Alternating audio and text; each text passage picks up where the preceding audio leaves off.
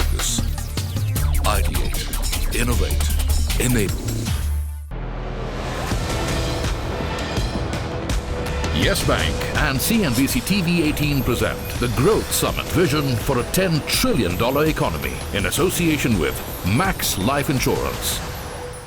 It's my honor and privilege to invite on stage Shireen Bhan, Managing Editor CNBC-TV18, for this very special fireside chat with the Chairman and Managing Director of Nestle India, Mr. Suresh Narayanan. Over to you. Good evening, ladies and gentlemen. What an absolute pleasure it is to join you here for what promises to be a very exciting conversation, a very thoughtful conversation with a man I deeply respect and admire. You know, before I talk to you about your leadership strategy as well as your strategic vision for Nestle, let's address the issue at hand when we are talking about India and its aspiration to become a $10 trillion economy. And I want to talk to you about the consumption story and the consumption engine. Recently, Bloom Ventures put out a report which articulates that India is really a market of India 1, which is the 15,000 per capita market, the 30 million households that really drive consumption. And then there's India 2 at about 3,000 per capita, which is the aspirational India. And there's India 3 with no discretionary capacity and no discretionary power. That's the 1 billion in India 3. As you look at the consumption trends today, as you look at this aspirational target of 10 trillion, what do you believe will drive consumption going forward? Thank you, Shireen. Thank you very much for having me here. Coming to consumption, you know, I've always been an optimist of consumption in this country. I mean, whether it is 58% or 61% or 62%, I don't think is fundamentally the issue. And these are blips in a long saga that we will have. For a company like Nestle, for me, the so-called middle and upper middle class is definitely an important part of my consumption story. That has been strong, that has been resilient, and that has been receptive to premiumization and also to improvements and new tastes and new deliveries that's happening. There is a belly of the market that seems to be hurting in some places. It's not a uniform issue. I mean, rural, for example, has not been as strong as it might have been. For us, it's a smaller play, but nevertheless, it has been a growth play for us. We have still grown, but albeit a little lower than what we have grown in the past. I think the fundamental issue on consumption, where it is hurting today, is because of food inflation. I mean, I would say from my perspective. Food inflation clearly has meant that the price-value equations have gone awry in the market. And that means that the volume growths have been under pressure. And now that inflation seems to be relenting, or at least the headline definitely is down, and the food inflation is also moderating, companies and organizations have to find the necessary armory and the credo to be able to get back the volume growth. And therefore, this kind of bit of pain of adjustment from a high inflation, low volume economy into a relatively better volume, but a low inflation economy. And this is what is really the inflection point or the pain point that we are feeling today. But longer term, Shireen, I firmly believe that India is a strong consumption story. Whether it is a U recovery or a K recovery, we can keep talking about the alphabets. The fundamental direction of consumption is northwards, and I think it is going to remain that for a long time. Let me link the macros now to the micros, and we're talking about leadership, and an aspect which is crucial to leadership is anticipating change and anticipating what will drive growth going forward. As you look at the future, from your vantage point today, what do you describe as the mega trends that will shape Nestle's future growth strategy, and link that back to the India growth strategy as well? Look, I think the fact of the matter is that there are 3 or 4 things that are becoming visible post-COVID especially, which I think will benefit companies like Nestle and propel us forward. The first one is the equation and the premium on quality. You know, there was a time when Kaam Chalao was okay, right? Today, Kaam Chalao is not okay. Even the humble consumer who pays 10 rupees wants to buy a good quality product. So I think quality is becoming now at a premium, and this is definitely going to benefit organizations for whom quality is front and center of what they're doing. That's one. The second one is, I think, the value ascribed to nutrition and wellness. I think these are two. I think we have an eminent person like Dr. Trehan in the audience, and he'll be able to talk much more about it. But I noticed that the nutrition and wellness are going together. It's no longer nutrition just feeding yourself, but you also want to feed yourself with stuff that is good for you.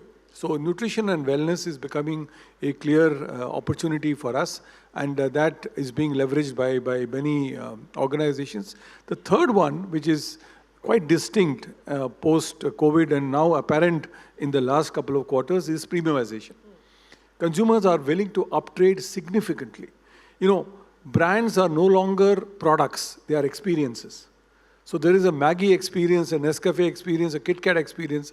I keep telling my people that we are no longer dealing with products, we're dealing with experiences, which means that premiumization is becoming an important aspect of the story. And the fourth one, which is very interesting, is that there is a grand unification of aspiration with availability. Small town India, or rural as we call it, today has become very aspirational. They watch the same videos. I mean, thanks to the free data that was given out by a leading telecom company to begin with. I think our usage of data is much higher than China and many of the countries put together. And at the lowest cost. And the lowest cost. Yeah. So therefore, this is creating a lot of aspiration. The young fellow in Hathras or in Hapur or any of these places is saying, "Bhai, main kaun sa alag hu? I should be having the same kind of brands." So this is also fueling it. So I think these four trends on the wings of technology is probably going to be the most positive feature. And last but not the least, we don't talk about it in consumption. The improvements in infrastructure that has gone in India is enormous. I think Mr. Prashant Kumar talked about it. It's enormous. I mean, today my distributor says, look, I am almost dealing with a quick commerce model. Somebody from a village calls me up and says, ki, bhai, mujhe ye maal chahiye. He says, in half an hour I'm there. Earlier I used to spend half a day getting to that fellow. All this benefit we are going to see. And I think that's what gives me the confidence. You know, you've articulated 5 trends that you believe will shape the consumption story, the consumption basket, not just for your company, but at large. Let me pick up on the aspirational Indian that you spoke of. The Indian that is being able to watch, not TikTok, but Instagram Reels and everything at the same time that you and I are sitting here in Delhi, in Mumbai, or any other metro city. But the discretionary power, the discretionary spending capacity is very, very different. That poses an opportunity, but also a challenge for companies like yours. What's the message then to be able to offer or make products that are affordable to that aspirational Indian? We've seen the sachayization as far as the Indian consumption story is concerned. What could be next on that front? No, I think one of the things that is you hit upon a very, very important point, Shireen. It is, you know, in my opinion, and having traveled a little bit across the world, the Indian consumer is the most astute consumer in judging value. I mean, 1 rupee, 2 rupee, paisa vasool is the way we call it. And this paisa vasool business is also applying to premiumization. Just because it is a swanky brand with a little bit of French accent put in front doesn't mean the guy is going to pay $2,000 for it. He's going to pay only that much for it. So companies will have to find value in the brands that they're giving, and also leverage the huge digital play that is being done today. I think the digital play has become so big and so relevant for most brands that, combined with better value for consumers, even in premiumization, is probably going to be the way in which you can unleash a little bit of their wallet. But you're right, consumers are careful, and it's irrespective of the economic context, because they look at things and saying, is this good value? Even if it is premium, is this good value? And if it is good value, good luck to you. If it is bad value and you're just trying to milk the consumer, I think you have to find some other market.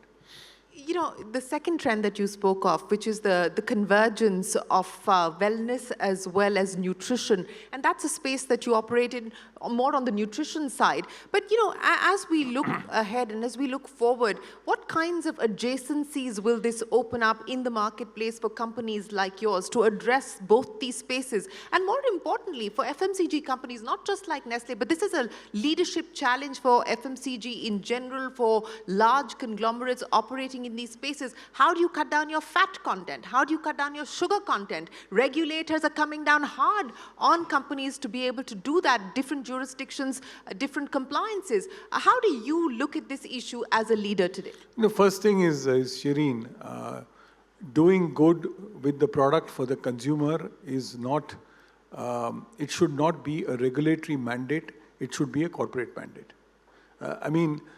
You can't keep policing a whole country full of manufacturers to be reducing fat, reducing sodium, reducing all the baddies. And it has to be an intrinsic part of the corporate culture of the company. And I think that's where it's important that companies realize that just by selling something cheap of inferior nutrition, you're not going to make a sustainable business model, because if people continuously fall sick or they come down with ailments, it's not going to help your consumption story.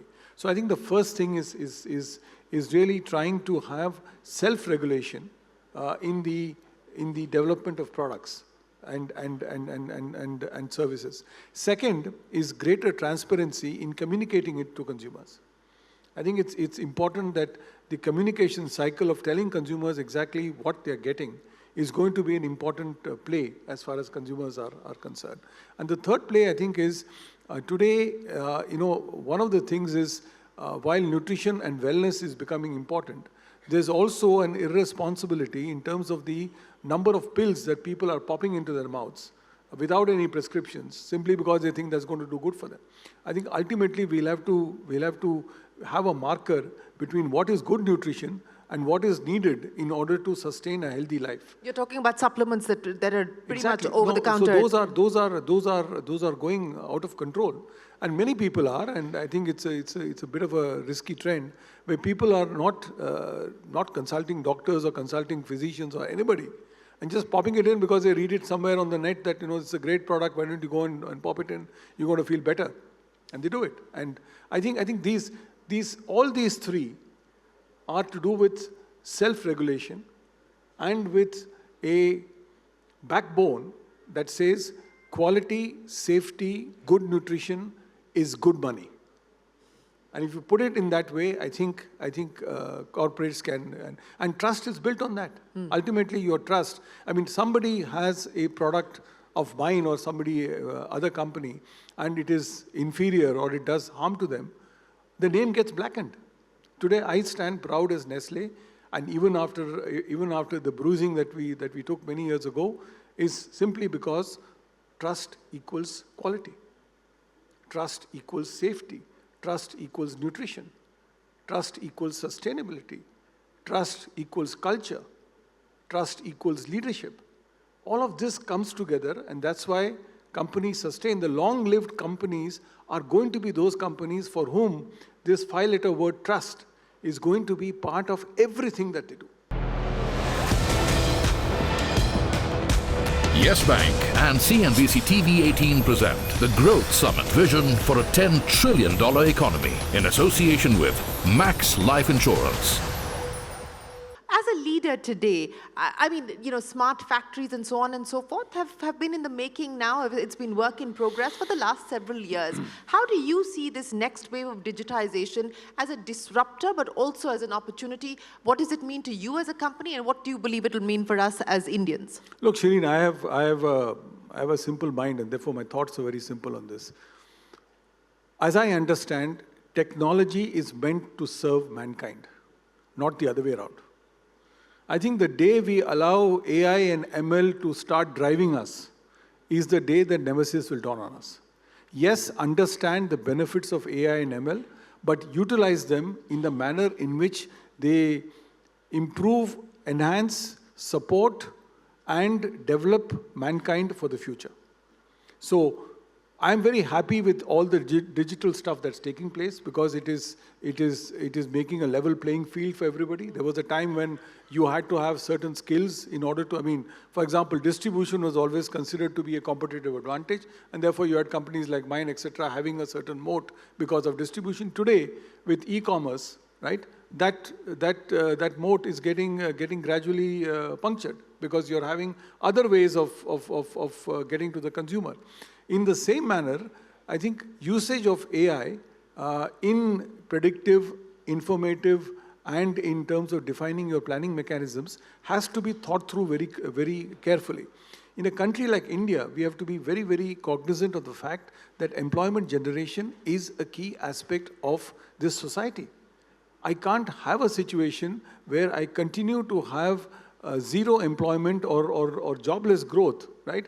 And have all the benefit of AI. So AI has to be managed responsibly and has to be managed judiciously and also has to be managed keeping in view the dictum that technology is meant to serve mankind, not the other way around. Well, I certainly hope so. I hope that the power structure doesn't change completely. But, you know, I want to pick up on what you spoke of just now and build on that.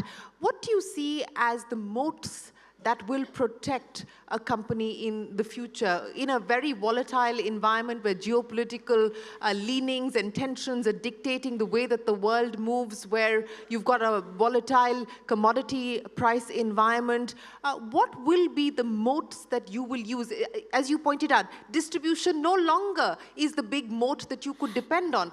As a leader today, and for people who are watching this as well, who are building out their businesses, who are scaling up their businesses, what will be the moats of the future? One of the issues that has been a perennial problem in India is the under-indexing, the under-investment in R&D. We don't invest in R&D. The private sector doesn't do enough of that. So innovation has lagged. What do you see as being the moats going forward? Look, I think a couple of things I would say builds. Firstly, I think corporates have to realize that trust is the essence of business. I deal with you, you deal with me, Shireen, on that principle that there is a trustworthy relationship that we can have. I think today we are chasing the lucre of short term and sacrificing the long term. We are willing to compromise on the decisions that will destroy my business model in the future, simply because I want to make a quick buck now and satisfy some investor, some share market or whatever I'm doing. So I think trust in the quality of the products, trust in the technology, trust in the people, trust in the relationships. I think today, I mean, one of the things that I pride myself very much in the organization is that not only do I have tenured employees, people, every year I give out 35, 40-year awards to people. I feel extremely proud because I said somebody has spent 35 years in this company. There must be an enormous amount of trust in this organization. My suppliers are with me for years, 50 years, 60 years, 40 years, right? And my distributors have been around for a long, long time. For them, I'm willing to cut my right hand in order to continue business because they are so very important to the way in which I run my organization. The 100,000 farmers in Punjab, I took every drop of milk from them during COVID. And I said, I don't care whether my factories are going to produce excess amount of milk products, but that farmer who's been selling his milk to me for 60 years, I can't leave him on the street and say that, okay, fine, now what do I do? So I think all of these, some of this has to do with compassion, empathy, and leadership. Unfortunately, we are debasing this. We look at this as being a sissy. We are looking at it as being, yeah, it doesn't make a damn difference. I mean, I have to make my buck, the other guy be damned. But let's be very, very clear about it, that unless we put this front and center, and we work, why am I proud of the fact that I have probably one of the lowest attrition rates in the consumer goods industry? I have 80% of my population that I have are millennials and Gen Z is supposed to be fickle. They get out in 2 months. They stay around. Why do they stay around? Because they find that the environment is enabling, it's ethical, it's honest, it's warm, it's friendly, it's caring, it's empathetic.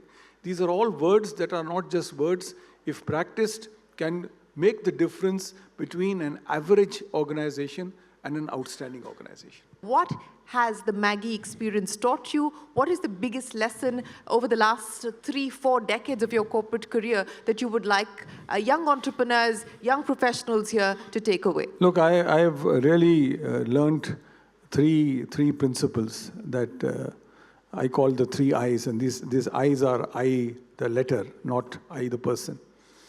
The first I is inayat. Do things gracefully.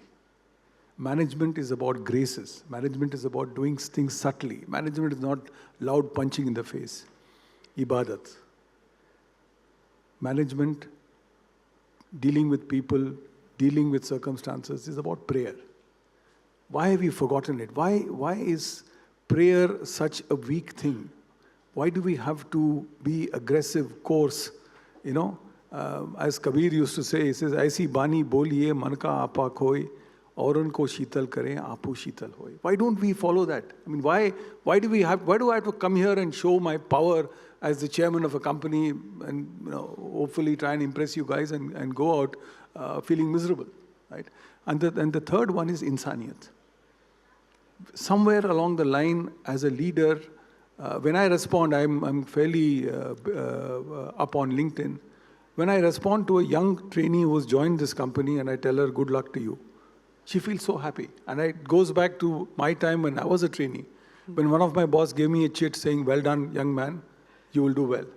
I preserved that. For me, that was the greatest thing to happen. Why don't we show a little bit more of insaniyat? And I think so, inayat, ibadat, insaniyat. And the last one is, it's not about you. One of the biggest things I've learned in the Maggi crisis is, it's not about you. It's about your people.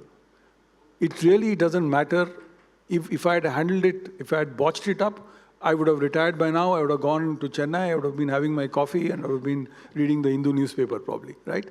What's the worst that can happen to you? But I think if you have the moral fiber to do good and to be human, I think there is a whole world out there that you can conquer. Suresh, Narayanan, what an absolute pleasure. Thank you so much for embodying Ibadat, Inayat and Insaniyat. Ladies and gentlemen, a big round of applause for Suresh Narayanan. Thank you so much for joining us here this evening. Thank you. YES Bank and CNBC-TV18 present the Growth Summit Vision for a $10 trillion economy in association with Max Life Insurance.